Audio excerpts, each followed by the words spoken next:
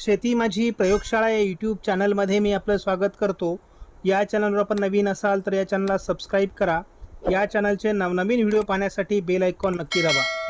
आपणास व्हिडिओ आवडल्यास लाईक आणि शेअर अवश्य करा. नमस्कार, मी डॉक्टर मच्छिंद्र बांगर महाराष्ट्रातील देशातील हवामान परिस्थिती संदर्भात ताजा अंदाज देणारे आपण बघतो. उत्तर भारतामध्ये एक प्रभावी अशा प्रकारचा WD आहे, ज्याचा परिणाम हा दिल्ली, पंजाब, अगदी राजस्थानपर्यंत हलक्या स्वरूपात होऊ शकतो. बंगालच्या उपसागरात वातावरण आहे, परंतु त्याचा सध्या कुठलाही प्रभाव लगेचच तयार होईल असं नाही. आपण बघतो की अलर्ट बदललेला आहे. आपण काल जेव्हा आजच्या संदर्भातला अलर्ट दिलेला होता, त्यामध्ये आणि आजच्या प्रत्यक्षात आलेल्या अलर्टमध्ये खूप फरक आहे. आपण बघतो तो जम्मू काश्मीर, लेह लडाखमध्ये बर्फवृष्टी आहे, पावसाळी वातावरण आहे. मात्र हिमाचल प्रदेश, उत्तर प्रदेश, बिहार, झारखंड, छत्तीसगड, मध्य प्रदेश, तेलंगणा आणि उत्तर कर्नाटकामध्ये थंडीची लाट आहे. आणि यामध्ये महाराष्ट्र येत असल्यामुळे महाराष्ट्रामध्ये देखील थंडीची लाट तुरळक भागामध्ये आहे. परंतु बऱ्यापैकी थंडी महाराष्ट्रामध्ये अजून आहे. जरी तिला थंडीच्या लाटेचा दर्जा दिला नसला तरी देखील बऱ्यापैकी थंडी आहे. आपण बघतो दिल्ली, पंजाब, उत्तर प्रदेश, बिहार आणि ओरिसाला धुक्यासंदर्भातील ऑरेंज अलर्ट देण्यात आला आहे. इतरही अनेक राज्यात धुके संभाव्य आहेत.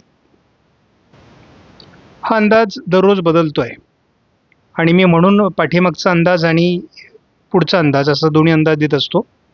आपल्याला माहिती आहे की आता उद्या देखील पावसाचा प्रभाव जो आहे WDमुळे तो राजस्थान, दिल्ली, पंजाब, हिमाचल प्रदेश, उत्तराखंड, जम्मू काश्मीर, लेह लडाखमध्ये पावसाळी क्षेत्र WDमुळे तयार होण्याची शक्यता उद्या व्यक्त करण्यात आली आहे. त्यातच थोडा थंडीचाही लाटेचा प्रभावही उत्तराखंडमध्ये दाखवण्यात आला आहे. बिहार आणि पूर्व उत्तर प्रदेश, तेलंगणा आणि उत्तर कर्नाटकामध्ये थंडीची लाट कायम आहे. तामिळनाडूमध्ये देखील पावसाची शक्यता आहे. पूर्वेकडील काही राज्यांमध्ये देखील धुक्याचा प्रभाव आहे.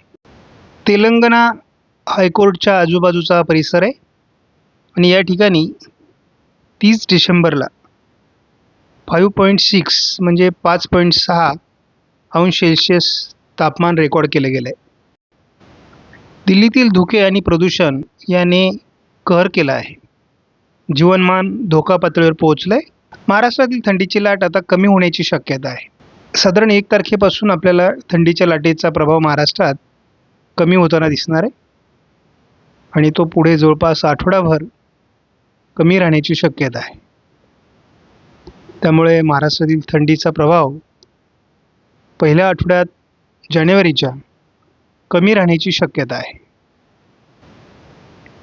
उत्तर भारतामध्ये WD सरकतोय, त्यामुळे पुढील 2-3 दिवस उत्तर भारतातील अनेक राज्यांमध्ये पाऊस होणार आहे. शिवाय दक्षिणेकडे एक तीव्र कमी दाबाचं क्षेत्र निर्माण होत असल्यामुळे केरळ, तामिळनाडूमध्ये देखील पावसाळी क्षेत्र निर्माण होऊ शकतं, परंतु त्याचा फार प्रभाव नाही आहे. एकापाठी एक WD उत्तर भारतात येत राहते. आपण बघतो की उत्तरेला आणि अगदी पूर्व भारतामध्ये देखील आत्ताच्या अंदाजानुसार ECMWF मॉडेलने पावसाळी क्षेत्र निर्माण होण्याची शक्यता व्यक्त केली आहे. यामध्ये पश्चिम बंगाल, झारखंड, बिहार आणि पूर्वेकडील काही राज्यांमध्ये बर्फवृष्टी होऊ शकते. शिवाय दिल्ली, पश्चिमी उत्तर प्रदेश, काही प्रमाणात राजस्थानमध्ये, उत्तराखंड, हिमाचल प्रदेशमध्ये पावसाळी प्रभाव आणि गारपीट होण्याची शक्यता आहे. शिवाय अतिउत्तरेकडील राज्यांमध्ये बर्फवृष्टी किंवा हिमवृष्टी होणार आहे. त्याच दरम्यान केरळ, तामिळनाडूमध्ये देखील पावसाच्या ॲक्टिव्हिटीज होऊ शकतात. हाच अंदाज आपण जेव्हा GFS मॉडेलनुसार बघतो तेव्हा मात्र याचा प्रभाव थोडा राजस्थानमध्ये दाखवला आहे. बाकी राज्यांमध्ये मात्र विशेष प्रभाव दाखवलेला नाही. केरळ आणि तामिळनाडूमध्ये थोडा प्रभाव आहे. ECMWFचंच AIFS मॉडेल आहे, त्यामुळे राजस्थान, दिल्ली, पंजाब, उत्तरेकडे काही राज्य, त्याचबरोबर इकडे तेलंगणा, आंध्र प्रदेश, तामिळनाडू, केरळ, दक्षिण कर्नाटक या भागात पावसाची शक्यता आहे. महाराष्ट्रात थोडी ढगाळ परिस्थिती 14 तारखेपर्यंत निर्माण होऊ शकते. पुढील 5 दिवसाचा जर धावता अंदाज बघितला तर बंगालच्या उपसागरामध्ये काही घडामोडी होण्याची शक्यता आहे आणि त्याचा परिणाम म्हणून बंगालच्या उपसागरातून बाष्पयुक्त वारे हे महाराष्ट्राच्या दिशेने परावर्तित होण्याची शक्यता आहे. आणि असं झाल्यास जानेवारीच्या पहिल्या आठवड्यात महाराष्ट्रामध्ये ढगाळ परिस्थिती निर्माण होऊ शकते. एखाद दुसऱ्या ठिकाणी हलका शिडकावा देखील होऊ शकतो. आपण बघतो नाशिकसह मालेगाव, नंदुरबार या भागामध्ये याचा थोडाफार ढगाळ परिस्थितीचा प्रभाव वाढू शकतो. आणि जसं ही ढगाळ परिस्थिती वाढते तशी थंडी कमी होते आणि आपण बघतो की कशा पद्धतीने बंगालच्या उपसागरातून वारे महाराष्ट्राकडे सरकत आहेत आणि त्याचा परिणाम म्हणून पहिल्या जानेवारीच्या आठवड्यामध्ये काही ठिकाणी ढगाळ परिस्थिती निर्माण होईल. त्यामुळे शेतकऱ्यांना असं वाटू शकतं की पाऊस येणार का, तर एखाद दुसऱ्या ठिकाणी शिडकावा वगैरे होऊ शकतो, परंतु विशेष प्रभाव त्याचा असणार नाही पाऊस म्हणून, हे मात्र लक्षात ठेवा. त्यामुळे अगदी शेतीच्या कामामध्ये व्यत्यय निर्माण करेल अशी काही परिस्थिती सध्या तरी वाटत नाही, परंतु तरी देखील आपण लक्ष ठेवून आहोत.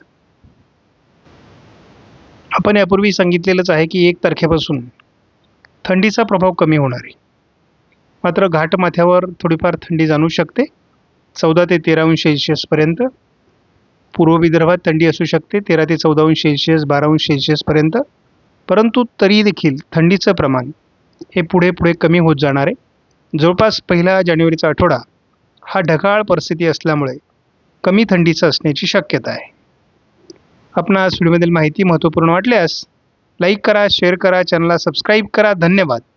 जय हिंद, जय महाराष्ट्र, जय बळीराजा.